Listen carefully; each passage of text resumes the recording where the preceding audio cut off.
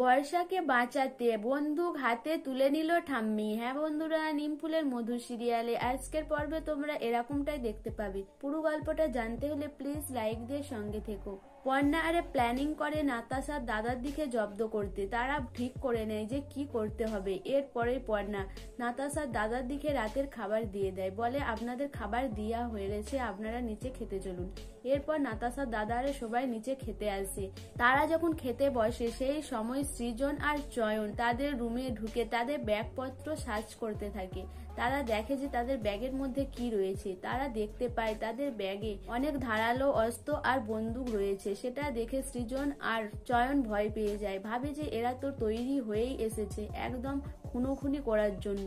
এরপরে নাতাশার দাদা বলে যে আমার ঘরে ফোন রয়ে গেছে, আমি এসে খাচ্ছি, আমি ফোনটা আনতে যাই। তখন পর্ণা বলে আপনি কেন যাবেন, আপনি বসুন, আমি এনে দিচ্ছি। তখন নাতাশার দাদা বলে যে না, আপনাকে যেতে হবে না, আমার ফোন আমি আনতে যাচ্ছি। এরপর পর্ণা ভাবে যে এরা যদি এখন ফোন আনতে যায় রুমে, তাহলে সৃজন আর চয়ন তো ওদের রুমেই রয়েছে, ওরা তো এক্ষুনি ধরে ফেলবে।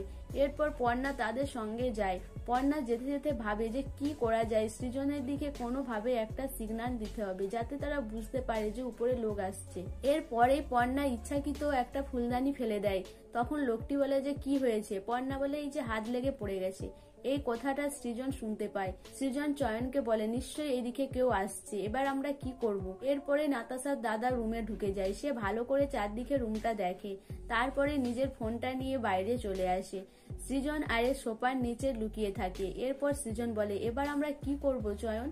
এরপরে পর্ণা বলে যে সৃজন আমার দিকে যাই হোক করে এর দিকে আটকাতে হবে। সৃজন বলে তাহলে আমরা পুলিশকে ফোন করি। তখন পর্ণা বলে যে না, পুলিশকে যদি আমরা ফোন করি পুলিশ দেখে হয়তো ওরা সবাইকে এলোপাতাড়ি গুলি চালাবে। আর ঠাম্মি রয়েছে, বাড়ির সবাই রয়েছে, কারো গায়ে যদি লেগে যায় তখন আমরা কি করব। সৃজন বলে তাহলে আমরা এখন কি করি। পর্ণা বলে আমার দিকে বুদ্ধি করে সবকিছু করতে হবে। এরপর পর্ণা আবার একটা প্ল্যানিং করে। পর্ণা নাতাশা আর তরঙ্গকে তাদের দাদার কাছে নিয়ে আসে, বলে চলে আসো, তোমরা খাবে না, এই দেখো সবাই খেতে বসে গেছে। তরঙ্গ আর নাতাশাকে তার দাদার কাছেই বসিয়ে দেয় খেতে। নাতাশা ভয়ে তরঙ্গর হাত ধরে থাকে। তারপরে নাতাশার দাদা বলে আমাদের খাওয়া হয়ে গেছে, আমরা আর খাবো না। তারপরে তারা উঠে ওখান থেকে চলে যায়।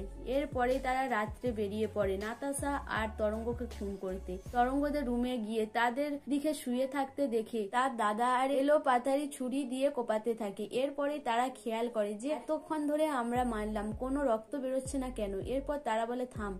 তারা যখন বিছানার পাতটা তুলে দেখে যে সেখানে দুটো বালিশ শুকরানা রয়েছে। এরপরে তারা বলে আজকে কাকেও আর ছাড়বো না, সবাইকেই মেরে ফেলবো। এরপরে তারা নিচের দিকে নেমে আসতে যাবে, দেখে তরঙ্গ আর তার বোন পালিয়ে যাচ্ছে। তখন তারা তাড়াতাড়ি করে নিচে নামতে যায় আর নামার সময়তেই সিঁড়ি দিয়ে পড়ে যায়। পর্ণা আরে সিঁড়িতে দড়ি বেঁধে রাখায় তারা সবাই পরপর পড়ে যায়। পর্ণা বলে এবার শুরু হয়েছে মজা।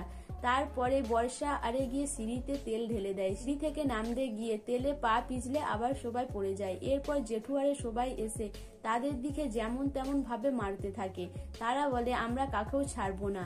এরপরে পর্ণা বলে আজকে এর দিকে সবাইকে আমরা বেঁধে রাখবো। সেই সময়ই নাতাশার দাদা তার পিস্তলটা দেখতে পায়। সে পিস্তলটা গুড়ি নিয়ে বর্ষার মাথায় ঠেকিয়ে ধরে, বলে এবার যদি কেউ বাড়াবাড়ি করো তাহলে আমি এই মেয়েটিকে এখানে মেরে ফেলবো। আমাদের মেয়েকে আমার দিকে দিয়ে দাও, আমরা চলে যাব, না হলে এই মেয়েটিকে আমি এখানেই শেষ করে দেবো। সেই সময় ঠাম্মি এসে নাতাশার দাদার মাথায় পিস্তল ঠেকিয়ে দাঁড়ায়, বলে আমার নাতনিকে ছেড়ে দাও, না হলে আমি তোমাকে এখানে গুলি করে দেবো। তখন নাতাশার দাদা আরে বলে যে এতে গুলি নেই, ভয় দেখাচ্ছে, এক্ষুনি শেষ করে দাও এই মেয়েটিকে। তখনই ঠাম্মি একটা উপরের দিকে গুলি ছুঁড়ে, যেটার আওয়াজ শুনে সবাই ভয় পেয়ে যায়। তারপরে বর্ষাকে ছেড়ে দেয়। কৃষ্ণা বলে আমার মেয়েকে ধরে রাখা, আমার মেয়েকে ধরে পিস্তল ঠেকিয়ে রাখা, আমি আজকে ছাড়বো না। কৃষ্ণা ঝাঁটা দিয়ে তার দিকে মারতে থাকে। এরপরে বাড়ির সবাই মিলে তার দিকে বেঁধে ফেলে। পর্ণা বলে এরা কিছু ভুল করেনি, এরা ভালোবেসেছিল, আর তোমরা এদিকে মারতে এসেছো। আজকে এখানে ভালোবাসারই জয় হবে। সো বন্ধুরা, পর্ণা কি এবার নাতাশা আর তরঙ্গের বিয়ে দেবে? দিয়ে কি নাতাশার দাদার দিকে পুলিশের হাতে তুলে দেবে? তোমাদের কি মনে হয় অবশ্যই আমাকে কমেন্ট করে জানাবে। আর আমার ভিডিওটা ভালো লাগলে প্লিজ সাবস্ক্রাইব করে দিও আর লাইক কমেন্ট শেয়ার করো।